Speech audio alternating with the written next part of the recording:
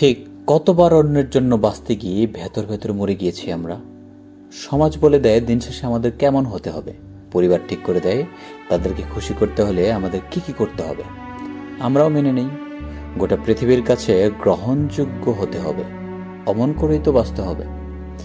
শেষমেশ যে ফিরেও তাকালো না, তার দরজায় বিরতহীন করা নাড়তে থাকি আমরা।